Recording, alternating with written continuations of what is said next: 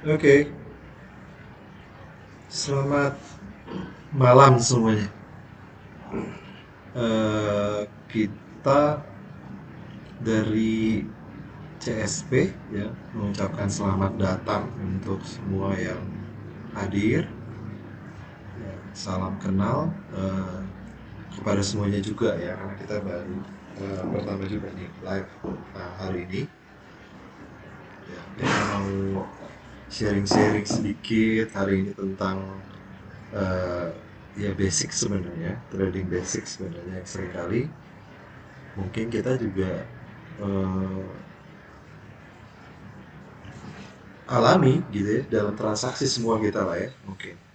Nah kita mau belajar sama-sama hari ini dan mungkin ini adalah ya, salah satu sharing lah ya kita kepada semua eh, yang melihat ini ya, jadi untuk kita belajar bersama-sama lah hari ini tentang bagaimana sih tentang 7 pandangan yang salah tentang trading ya. Nama saya Teddy ya dan kita mau sama-sama belajar sore hari ini ya. Nah, CSP sendiri itu merupakan satu perusahaan, bukan merupakan perusahaan pialang begitu ya, tetapi kita adalah khusus di bagian benar-benar edukasi untuk transaksi berjangka gitu. Ya, mungkin perkenalannya itu saja begitu ya. Kalau mungkin ada hal lain atau yang mungkin mau ya untuk di-share atau mau tanya sama kita nanti mungkin kita bisa tanya jawab ya. Nah, begitu. Nah, eh, untuk hari ini jadi kita mau belajar itu tentang 7 pandangan yang salah tentang trading ya. Jadi kadang-kadang waktu kita bertransaksi kita memiliki yang namanya technical bagus, fundamental bagus, tetapi kadang-kadang waktu kita bertransaksi kok seringkali kita mengalami yang namanya kegagalan gitu ya. Apa sih penyebab hal-hal yang demikian gitu. Nah, kita membahas kupas tuntas hal itu hari ini begitu ya. Supaya minimal kita sudah tahu nih pagar-pagarnya untuk melakukan transaksi seperti apa dan supaya kita bisa sama-sama nanti waktu kita melakukan transaksi itu kita ingat begitu hal-hal yang harus kita jaga. Jadi semacam kayak kita bawa kendaraan kita di jalan raya lalu kita punya rambu-rambu untuk kita bisa uh, menjaga ritme kita waktu kita bertransaksi gitu ya. Oke, kita mulai dari slide yang pertama ya. Oke ya. Nah, yang pertama ini kita bicara uh, tentang masalah seringkali kita waktu ingin bertransaksi kita pengen sekali cepat kaya ya atau ya katanya dibilang orang eh, cacing-cacing naga-naga gitu ya. Jadi cepat kaya atau cepat miskin gitu. Kita maunya seperti apa? Jadi kadang-kadang kita pengennya bertransaksi itu pengen cepat sekali. Saya bertransaksi misalnya anggaplah $1.000 gitu atau $10.000 gitu ya atau $1.000, $100 gitu. Saya pengen cepat sekali. Hari ini saya pengen dapat langsung loh, $200 seperti itu ya. Nah, hal-hal yang demikian ini kadang-kadang itu membawa kita bukan kepada satu bisnis di transaksi berjangka, tetapi pikiran kita bukan lagi mindset kita untuk berbisnis, tapi untuk gambling atau seperti kayak main game mungkin gitu ya. Nah itu yang sering kali kan terjadi ya. Kita pengen sekali cepat buat mendapatkan sesuatu yang kadang-kadang tidak rasional. Nah kadang-kadang kita harusnya kan dalam bisnis itu berpikir bahwa sedikit-sedikit lama-lama jadi bukit gitu. Nah, bagaimana sih metodenya ya? Kita harus punya satu strategi dalam perdagangan berjangka gitu ya. Strategi yang mumpuni di mana setiap step by stepnya itu kita sudah tahu. Kalau kita melakukan transaksi, kita bertransaksi seperti apa sih harusnya gitu. Misalnya saya pengen bertransaksi di mata uang pound sterling, maka saya harusnya sudah menentukan bagaimana strategi saya untuk melakukan transaksi tersebut. Kalau misalnya pertama menentukan tren ya, lalu menentukan pola, pakai indikator-indikator apa untuk melakukan masuk posisi beli dan jual, stop loss dan taking profit kita jalankan, sehingga akhirnya kita bisa punya hasil yang konsisten gitu loh. Ya, kita mungkin saja mengalami yang namanya ada resiko di situ, tetapi toh resiko itu juga kita sudah batasi karena kita punya strategi transaksi. Nah, untuk hal-hal yang demikian itu nanti kita akan bahas lagi ya di pertemuan selanjutnya tentang itu. Cuma mungkin kan yang dengar juga sekarang yang melihat di live ini juga mungkin saya pernah transaksi gitu kan, saya punya satu metode, tapi kadang-kadang waktu transaksi ada kita lihat harganya tiba-tiba naik besar turun besar, kita pengen cepat begitu kan, kita lupa dengan eh, strategi trading kita begitu ya. Jadi hindarilah hal seperti ini. Jadi kita benar-benar fokus bahwa oke, saya pengen transaksi tapi sesuai dengan yang sudah saya rencanakan gitu ya. Jangan pengen cepat kaya ya tiba-tiba jadi miskin ya, cepat miskin akhirnya ya. Oke, eh, kita lanjutkan ya slide yang kedua ya. Nah, jika seorang trader mendapat keuntungan di pasar katanya, maka menjadi kerugian bagi seorang trader lainnya. Benar nggak sih pendapat ini?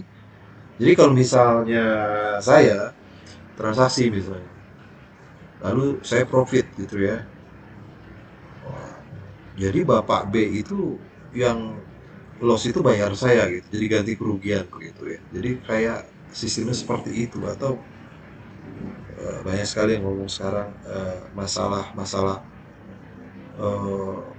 Jadi sebenarnya ya yang ngambil itu yang untung, yang ruginya dapat dari yang untungnya dapat dari yang rugi. Nah, coba sekarang kita berpikir lah ya. Salah satu tujuan dibukanya perdagangan berjangka ini adalah sebenarnya pembentukan harga ya. Nah, bisa saja sekali waktu misalnya, bagaimana kalau Anda ingin keluar negeri, ya kan? Anda pasti ke money changers, menukarkan uang Anda ke tempat yang akan Anda mau tuju, ya misalnya ke Inggris gitu ya. Ya kita tukarkan rupiah kita ke dolar kan, gitu ya. Nah, di situ justru terbentuk harga dan pergerakan harga. Apakah di situ ada yang dirugikan? Gitu ya. Jadi sebenarnya seperti itu berjalannya. Sama seperti kita jualan juga. Waktu kita jualan misalnya, berjualan sesuatu, kita punya dapat untung. Apa sih penjualnya merasa dirugikan? Kan nggak begitu ya. Gitu. Jadi sebenarnya kalau adanya perdagangan seperti ini itu bukan masalah ada yang untung dan ada yang rugi sebenarnya. Karena mekanismenya sudah terdapat di dalam bursa itu sendiri gitu ya. Jadi tidak benar kalau misalnya bahwa satu trader itu untung, satu lagi menjadi rugi ya. Gitu. Oke, yang ketiga, nah kita mau bicarakan itu mengenai emosi, ya kan? Kalau gitu trading nggak harus pakai emosi dong. Makanya banyak sekali yang pakai robot trading kan, gitu ya. Di sini tidak bicara masalah benar salah dan tidak boleh, bukan ya. Tetapi apakah perlu emosi dalam transaksi, gitu ya? Tidak mungkin ya. Emosi itu tidak kita pakai dalam bertransaksi, betul nggak ya? Karena kita manusia kan, selalu pakai emosi juga, walaupun sekul apapun seseorang ya, emosi tetap ada gitu. Tetapi pakailah itu untuk menjadi kebaikan bagi kita ya. Sama seperti seorang yang memang berburu atau sniper begitu ya, dia benar-benar menaklukkan emosinya pada satu standar yang benar-benar dia bisa mengendalikan itu gitu ya. Jadi kendalikan emosi bukan berdasarkan euforia yang terlalu berlebih, atau yang kedua terlalu takut begitu ya. Jadi dihindari yang namanya overconfident, lalu kita uh, terlalu exciting ya, untuk melakukan transaksi. Terlalu takut, overconfident juga tidak bagus kan gitu. Jadi kita benar-benar melakukan transaksi itu berdasarkan strategi atau rencana yang sudah kita jalankan sebelumnya, sudah kita buat, ya kan? saya pantau grafik, lalu saya lihat pergerakan kemana, trennya kemana, lalu saya mulai menentukan pilihan untuk pasang limit buy di berapa atau sell di berapa, atau saya mau entry point di berapa, lalu saya mau target taking profit di berapa, stop loss di berapa. Nah, mulailah dengan apa yang sudah kita rencanakan gitu. Jadi jangan seperti, aduh saya pengen melakukan ini terus tiba-tiba ada yang tadi saya bilang emosi, aduh takutnya nggak nyampe di harganya. Nanti ketinggalan kereta di saya, akhirnya kita masuk duluan di situ, gitu ya. Dan itu kadang-kadang itu menjadikan kita menjadi seorang yang tidak konsisten. Nah, maksud di sini emosi di sini adalah pakailah itu memang berdasarkan apa yang sudah kita rencanakan, sama seperti kita mengambil keputusan untuk membuat satu apa namanya eh, bisnis tertentu begitu ya. Kita pasti kan akan melihat gitu. Eh, bisnis kita ini harusnya dijalankan seperti apa. Kita sudah punya rencana gitu. Dan sudah waktunya kita harus jalankan eksekusi kan gitu ya. Nah, dan kita harus tertib melakukan eksekusi itu sama seperti di trading gitu. Jadi apakah itu tidak memakai emosi ya nggak masalah karena kita manusia ya, normal sekali kalau ada emosi. Kalau nggak ada emosi ya bahaya ya kan. Kita manusia gitu. Jadi emosi itu ada ya nggak masalah, tetapi kita pakai, kita kendalikan supaya kita menjalankannya dengan baik gitu. Jadi kita harus memaintain emosi kita supaya waktu kita bertransaksi bukan emosi yang kita kedepankan, tetapi logika ya. Oke.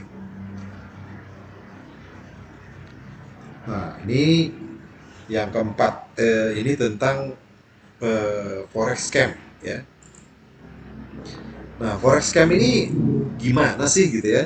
Eh, ya banyak sekali ada orang-orang yang mungkin menawarkan kepada Anda atau juga mungkin Anda juga berpikir bahwa di forex ini bisa yang namanya keuntungan pasti atau fix ya. Kadang-kadang banyak sekali orang-orang yang menjanjikan keuntungan gitu kan. Pasti Pak dapat berapa persen, pasti Bu dapat berapa persen gitu ya. Ingatlah bahwa di eh, investasi apapun gitu ya, tidak ada satupun yang tidak ada risiko ya. Jadi selalu kalau ada yang menawarkan atau ada sesuatu yang Anda tahu bahwa eh, setiap bisnis itu ada resiko, tidak mungkin eh, hilang resiko itu. Jadi kemungkinan untuk benar-benar saya tidak ada resiko itu bohong ya. Tidak ada satupun yang seperti itu gitu ya. Karena hidup tuh beresiko, semua pun beresiko ya, sekecil apapun. Yang benar adalah waktu kita melakukan transaksi seperti ini, kita sudah punya 3R ya, reward risk ratio ya. Jadi kita sudah tahu kita punya rasionya, rasio risiko kita berapa persen gitu ya. Lalu kita hubungkan dengan strategi yang kita mau buat ya. Kalau mungkin ada yang menawarkan ke Bapak Ibu Saudara, ya harus lihat seperti ini. Ada nggak dia punya nggak manajemen risiko yang baik begitu. Jangan sampai waktu kita melakukan transaksi terjadilah seperti ini. Jadi kita bilang, loh kan udah bilang pasti seperti ini. Tidak ada ya. Tidak ada satupun yang pasti.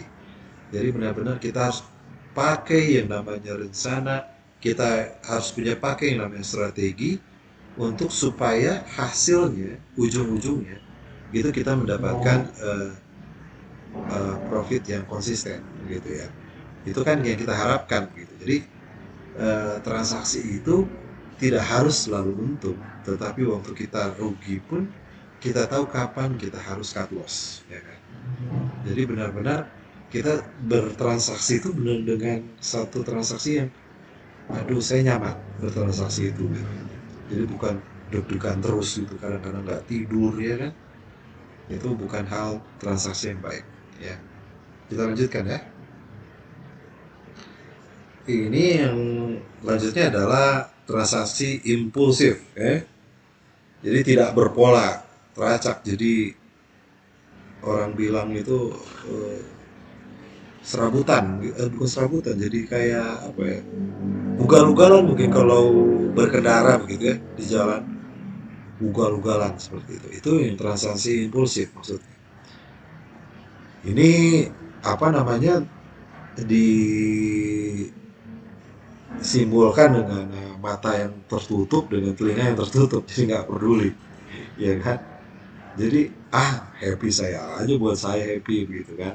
It's okay kalau memang Anda bertransaksi untuk sekedar hanya hobi saja, tetapi sayang ya gitu kan. Itu uang kita kan nggak metik dari pohon gitu, ya kan?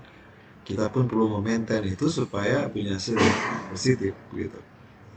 Dan waktu kita bertransaksi, eh, janganlah ngelihat misalnya pergerakan harga yang terlalu sempit gitu kan, tren yang terlalu sempit, kita masuk posisi. Jadi waktu pas pertama kita melihat transaksi juga kita harus melihat, karena di industri berjangka ini eh, kita punya leverage yang sangat tinggi gitu ya. Sehingga kalaupun keuntungan bisa cepat tinggi, tetapi kita harus ingat bahwa resiko kita pun tinggi di situ. Nah, jadi bertransaksilah sesuai dengan rencana, jangan serabutan, jangan asal kelihatan ada peluang begitu kita masuk posisi dengan semena-mena, ya kan? Nah, kalau misalnya kita punya cara trading seperti itu bisa saja beberapa orang bisa melakukan hal tetapi karena dia sudah berlatih, gitu kan. Nah, latihan seperti itu pun jarang mungkin ya. Saya pikir paling hanya 1-2% dari orang yang melakukan transaksi bisa seperti itu, gitu. Ya sama seperti banyak orang bisa mengendarai motor, ya kan. Bisa, tapi yang bisa balapan itu sedikit. Yang bisa juara dunia cuma satu, gitu ya. Jadi nggak selalu setiap orang itu maksudnya bisa melakukan hal seperti itu. Tetapi setiap orang bisa berkendara kan gitu. Dengan apa? Dengan semua protokol yang dia harus jalankan. Dengan latihan yang baik gitu. Dan semua orang bisa melakukan kegiatan dia sehari-hari dengan kendaraan yang dia punya gitu kan. Jadi kan sebenarnya bisa dilakukan. Dan itu bermanfaat untuk kita gitu. Jadi jangan pengen, harus saya pengen jadi bintang. Nggak semua orang bisa melakukan hal itu. Dan transaksi impulsif bukanlah hal yang baik, karena ingat, kesediaan margin di transaksi berjangka itu sangat kecil, ya kan? Berbeda kalau transaksinya itu 1:1, ya kan? Ini 1:100, 1:1000, 1:500, ya kan? Leverage kita sangat tinggi, sehingga sebenarnya resiko pun menjadi tinggi sekali, ya kan? Keuntungan tinggi sekali, resiko pun bisa jadi tinggi kalau tanpa adanya manajemen risiko yang benar ya. Oke, kita lanjutkan ya.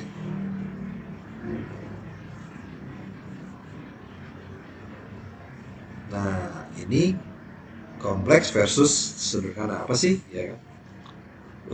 Saya pernah lihat, ini pengalaman saya. Jadi ada teman saya itu transaksi trading, tapi nggak kelihatan grafiknya, kelihatan indikator. Saya jadi sampai berpikir gimana ya, kita kan memprediksi harga yang akan datang gitu. Lalu kita tidak bisa melihat harganya karena yang dilihat cuma indikator, dan semua indikator luar biasa banyaknya. Jadi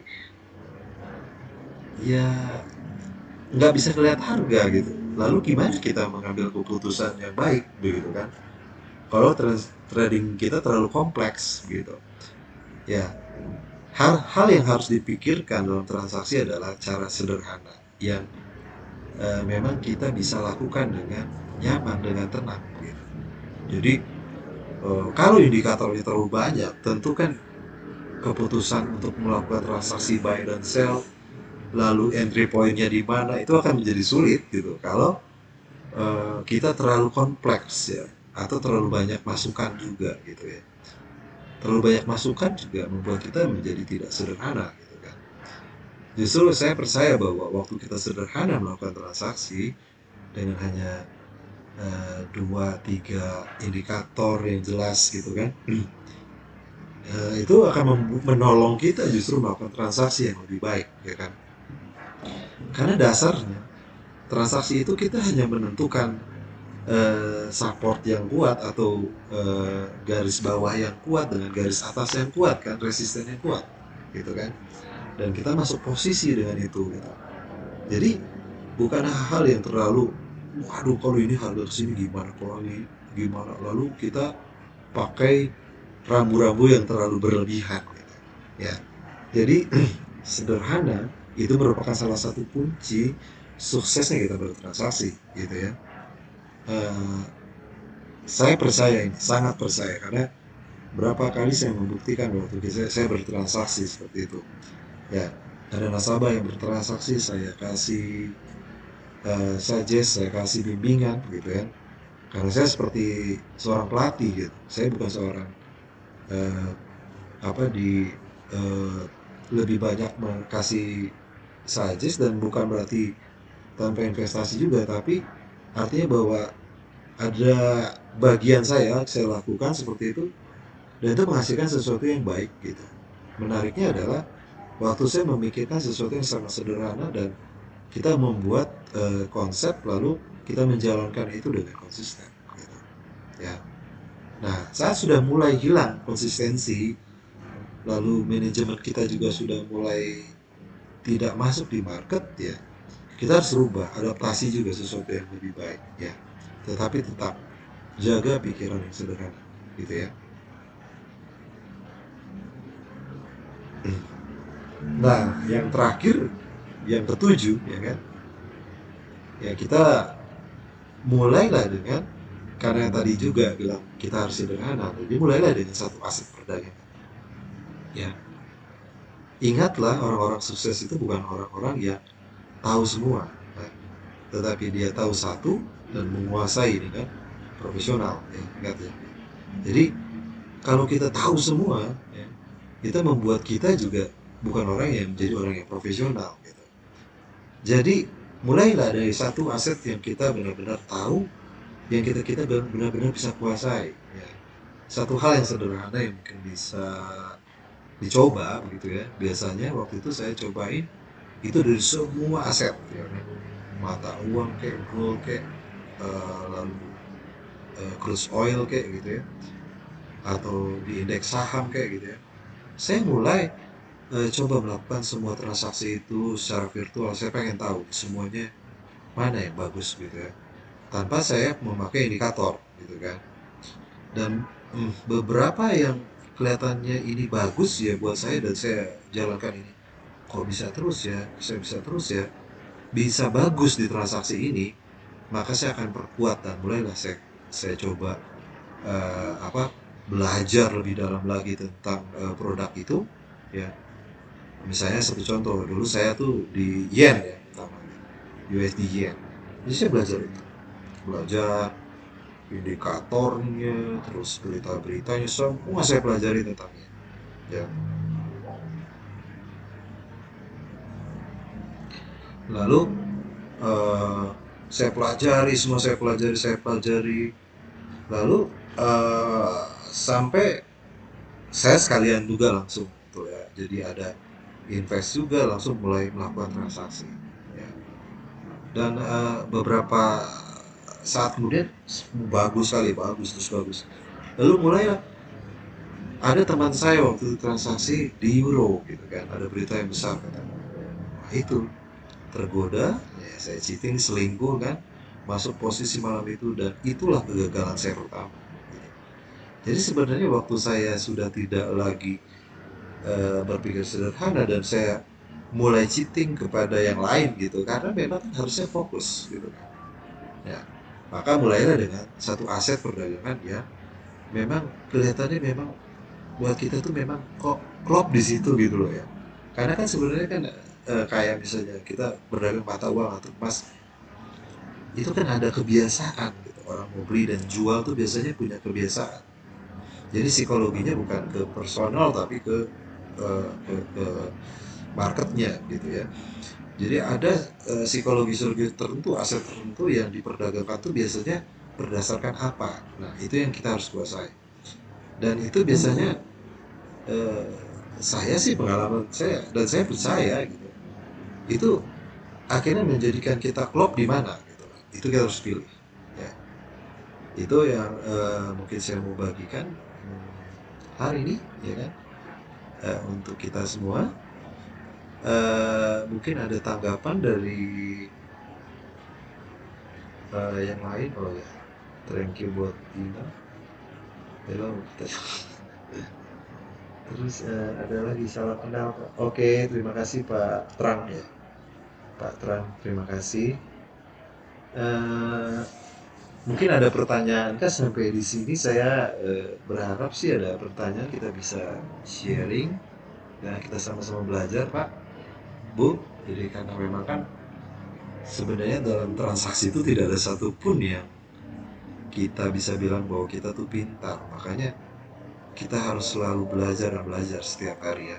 Itu prinsip kita di CSP juga bahwa eh, belajar itu menjadi seorang murid itu ya. Saya pernah baca satu buku John Murphy, dia bilang bahwa menjadi seorang student itu, menjadi seorang murid eh, itu menjadikan kita menjadi orang trader yang sukses. Jadi selalulah belajar setiap hari, jangan pernah jangan pernah hmm, jenuh buat belajar, semangat selalu belajar. Ya, oke. Kalau kita, ya, oke. Ya, silahkan kalau ada yang ditanyakan. Jadi kita juga terima kasih buat semua yang hadir untuk mendengarkan gitu kan. Kita mau sharing-sharing sama-sama dan kita juga sudah kasih, jadi ada tagline di bawah ya. Itu jangan lupa ya follow IG kita.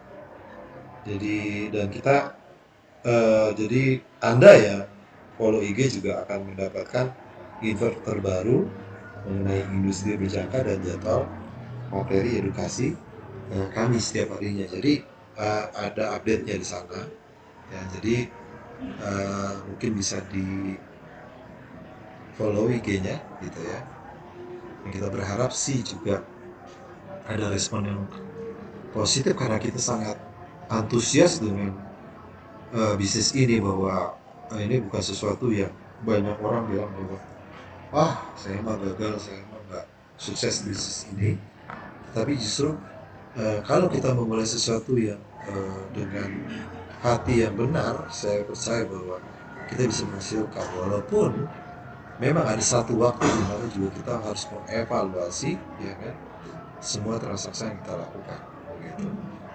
Justru kalau lagi cuan, cuan, cuan, cuan terus, nah, waktunya kita juga tetap harus mengevaluate di saat itu. Itu yang kadang-kadang banyak orang gagal. Halo Pak Dani, apa kabar?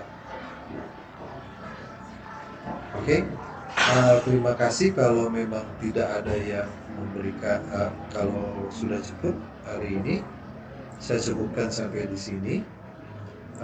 Saya berharap bahwa di pertemuan selanjutnya eh, kita bisa bertemu lagi dan kita lebih bisa sharing.